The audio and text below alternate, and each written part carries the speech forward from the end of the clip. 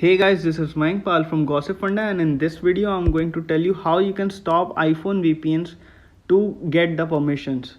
iPhone VPNs are majorly connected with the inbuilt iPhone VPNs. You can use apps like Tunnelware or Potato VPN to connect to the internet. Normally, you will connect to your favorite location by using the VPN internally. You can see my VPN is now connected. But sometimes it does not stops the VPN from entering the world. You can see right now my VPN is stopped, but sometimes it will not happen like this. For times like these, how you can stop the VPN from acting up is you can go to the settings of the VPN. You can reinstall the VPN profile and allow the VPN.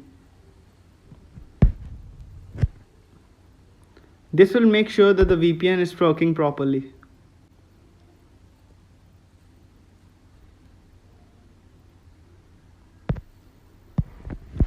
The next step how you can stop the VPN from getting the permissions. When your VPN is disconnected but your VPN option is still showing up, you will have to disconnect it from the settings app. Go to the settings app of your iPhone.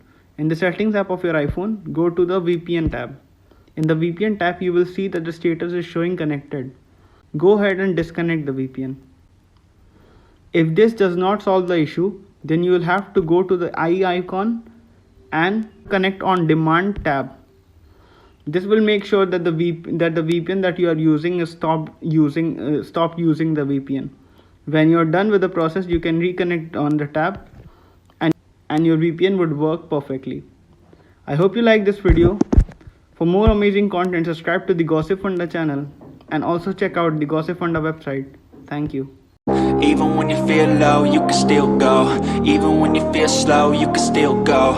Even when there's no hope, you can still go. I never answer to no, man, I still go. Go, go.